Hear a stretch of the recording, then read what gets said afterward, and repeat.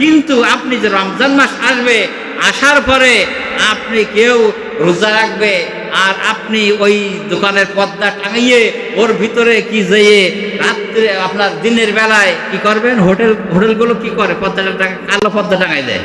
মানে যারা এই হোটেলওয়ালা, তার হোটেলগুলো তো বন্ধ রাখা উচিত ছিল রমজান মাসে, ঠিক কিনা বলেন? তার কারণ হলো আপনি আরো ব্যবস্থা করে দিলেন যে বেটা রোজা থাকবে না, এখানে এসে চুরি করে খাই যাবে নাকি। এরকম লোক আছে না নাই? পর্দারা দেখা যায় মুসলমান, আমরাও দেখেছি।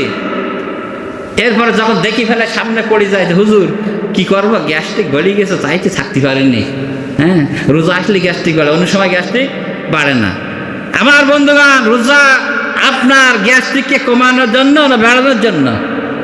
এই আপনারাই দেখেন, এই যেখানে অনেক শিক্ষিত ব্যক্তি আছেন, আপনারা দেখেন অনেক ব্যক্তি আছেন, এই ডাক্তার কাছে গেলে এখন ডাক্তার সাজেশন দেয় এই যে আপনার শরীর ফিটনেস রাখার জন্য, ভালো রাখার জন্য ডাক্তারে এখন পরামর্শ দিচ্ছে যে রোজা রাখো।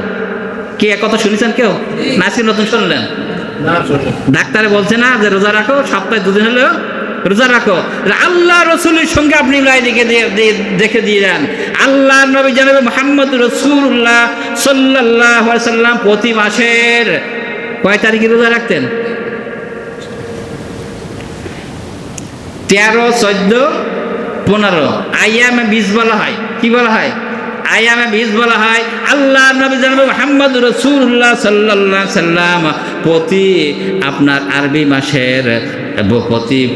মাসের দেখা যাচ্ছে এই 3টি করে রোজা রাসূল কারীম সাল্লাল্লাহু আলাইহি সাল্লাম রাখতেন।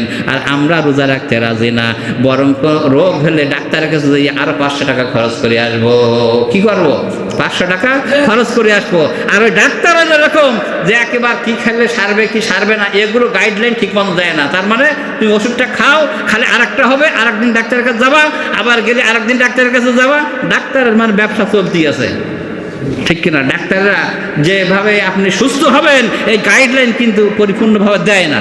ওই গেলে ওষুধ লিখে দেয়, ওষুধ খেলে কিছুদিন কমে যান, আর ওই ওষুধের কারণে আর একটা সার্টিফিকেট হয় না? হয় কিনা হয়? তাহলে রমজান মাস এসেছে আপনার আমার ভালোর জন্য না খারাপের জন্যে? তাহলে ভালোর জন্য যদি এসে থাকে, তাহলে আমরা রোজা রাখতে এই যে শাবান মাস থেকে আমরা প্রস্তুতি নিচ্ছি, শাবান মাস থেকে প্রস্তুতি নিতে হবে যে আমরা মাহে রমজানুল মুবারক মাসে একটা রোজা কি করব না, কাজা করব না। করা যাবে? হ্যাঁ, কাজা করব না। আমার বন্ধুগণ, এই জন্য আগের থেকে প্রস্তুতি নিতে হবে। আমি বিগত জুমায় বলেছি যে রমজান মাস আসলে আপনি একটু কাজের গতি কমাই দিবেন, এর আগের থেকে আপনি ইনকাম একটু বেশি করে নিয়ে নেন। কিন্তু রমজান মাস আসলে আরো কাজের গতি বেড়ে যায়। তার কারণ হলো যে সামনে একটা ঈদ আসতেছে। কি আসতেছে? ঈদ আসতেছে। নতুন জামা পরতে হবে, বউকে নতুন দিতে হবে, শ্বশুর শাশুড়ি দিতে হবে, মা বাবার একটু কম দিলে হবে নাকি? নিজের মা বাপে একটু কম দিলে হবে, কিন্তু শ্বশুর শাশুড়ি ভালো দিতে হবে, না দিলে হবে না। এরকম আরেক জায়গায় আছে, অনেক বলে, কিন্তু তাই শুনে মুখস্থ হয়ে গেছে যে বলে যে দেখেন অনেক জায়গায় পিতা দুঃখ করে যে হুজুর দেখেন আজকের আমরা এক সাইডে পড়ে আসি, সেখানে যখন রান্না হয়ে যাওয়ার পরে এইবার বৌমা হোক কি পোতা হোক এসে ওই ভাতের থালাটা দিয়ে যায়, তরকারিগুলো একসঙ্গে সাজাইয়ে রেখে যায়, তুমি খাও না খাও, যে আরেকটা কিছু লাগবে কি আরেকটা দিতে হবে, এরকম আপনাদের কি ভালো, আপনাদের এরকম মাইন্ড করেন না। কিন্তু আরেক জায়গায় যে এটাকে রেখে দিলাম, এবার তোমার ইচ্ছা মতন খাও। এরপরে তার শ্বশুর শাশুড়ি যখন আসে তখন ভালো মন্দ জোগাড় করে, তারা স্পেশাল খেয়ে যায়। আমাদের কপালে অনেকে জোটে না, এরকম অনেক জায়গায় আছে না নাই? জরেওলা আছে না নাই? আমার বন্ধুগণ, তাহলে আজকের আমাদের জুম্মা থেকে শিক্ষা দিতে হবে আমার ভাই, আমার বন্ধুগণ, যে মাহে রমজানুল মুবারক মাস এসেছে, যে আপনার ভিতরে খোদার যে সৃষ্টি হবে, এই ক্ষুধার সৃষ্টি করার কারণ হলো যে একজন প্রতিবেশী, যে গরিব মানুষ যে না খেয়ে আছে, তার যে ক্ষুধার যে কষ্ট, এটা জানার জন্য আপনার অনুভূতি সৃষ্টি হওয়ার জন্য কিন্তু রমজান মাস দিয়েছে। কি যে একজনা যে গরিব মানুষ, তাকে যে দিন আনা দিন খাওয়া, দিন চলে না, তার যে কষ্ট, এই কষ্টটা বোঝার জন্য তোমার এইটা দিয়েছে। আর একটা কারণে দিয়েছেন, আমার ভাই, আমার বন্ধুগণ, সারা জীবন গুনাহ করেছি।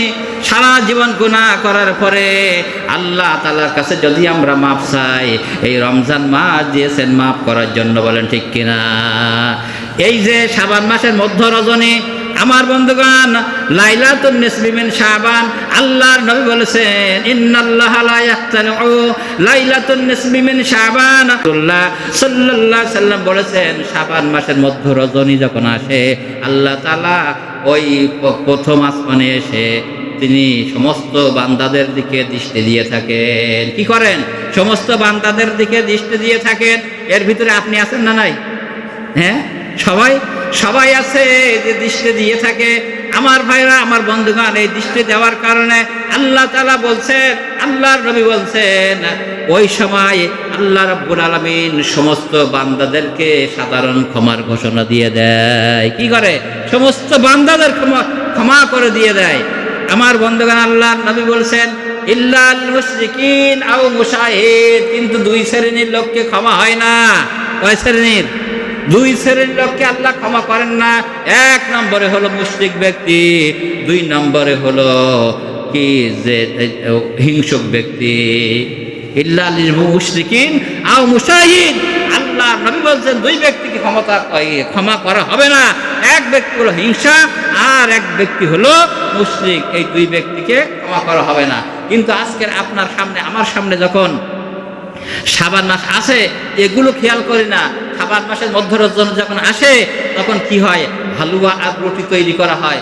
এরপরে অনেকে কুসংস্কার রয়েছে যে দেখবেন এই কিছু কিছু বইতে আছে যে চটি বইতে লেখা, কিন্তু কোরআন হাদিসে যেগুলো নাই, কিন্তু আপনার সেগুলো করা যাবে না। আর এইগুলো নিয়ে আমরা ব্যস্ত থাকি। কি অনেক সব গোসল করলে, কখন? যখন শাবান মাসের মধ্য রজনীতে সূর্য ডুবে যাবে, ওই সময় যদি কেউ গোসল করে, অনেকের মহিলারা বলে যে হুজুর, যে ওই চুল মোছে না, পুরুষেরও চুল মোছে না। কেন? যে যত পানির ধারা পড়বে তত গুনাহ মুছে যাবে। এগুলো কি কোনো হাদিসে আছে? কোরআনে পাইছেন কোনোদিন? আছে, কিন্তু এইগুলো করবে। আর হালুয়া রুটি কোথায় আছে? কোথায় আছে? কিন্তু এইগুলো আমরা ব্যবস্থা করে থাকি, কিন্তু হালুয়া আর রুটি তৈরি করি। এই যে মা বোনদের হালুয়া রুটি তৈরি করতে লাগাই দিলেন, এই যে 1 ঘন্টা 2 ঘন্টা সময় গেল, এর সাথে ইবাদত করতো, সেটা কাজে লাগবে না? হালুয়া রুটি কাজে লাগবে?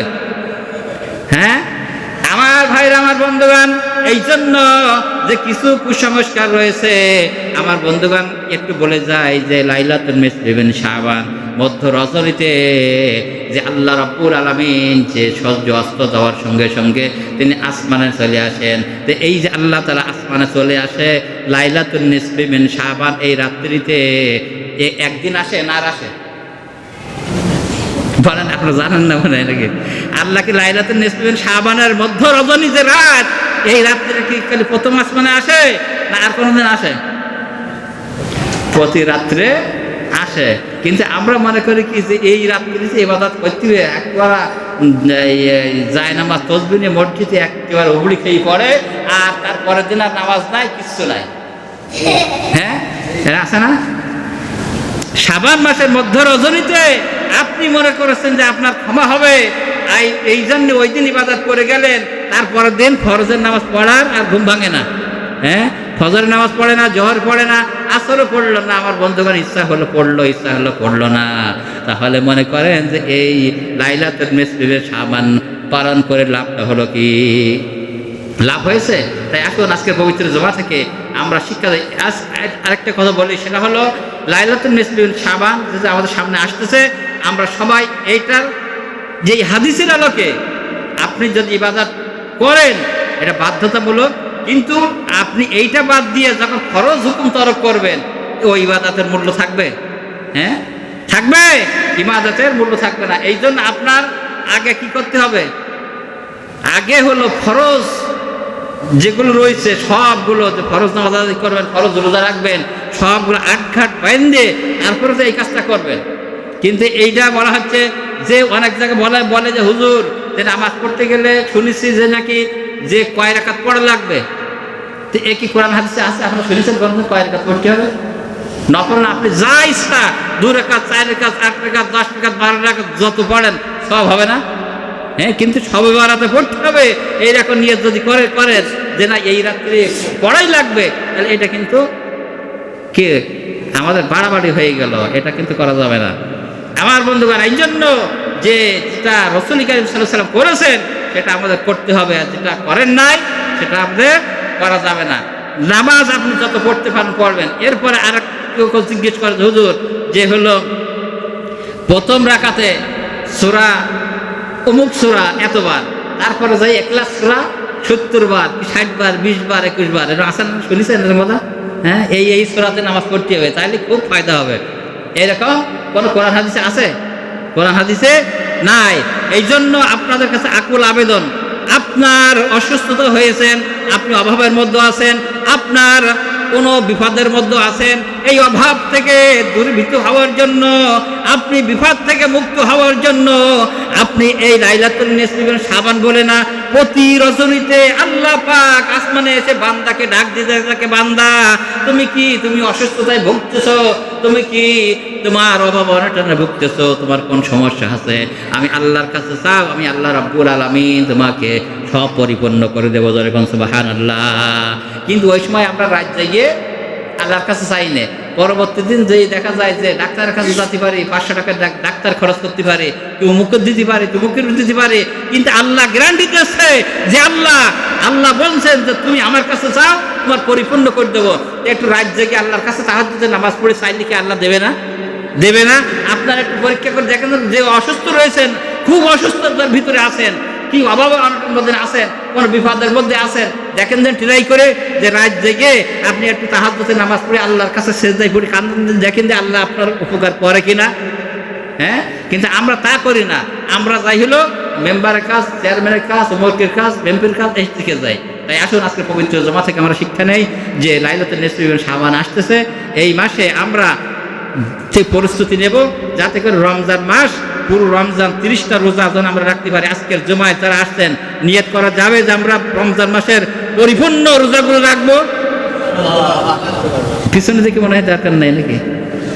যাক, আল্লাহ পাক আমরা সকলকে তৌফিক দান করেন, আমিন। ওয়া আখিরু দাওয়ানা আলহামদুলিল্লাহ। আমরা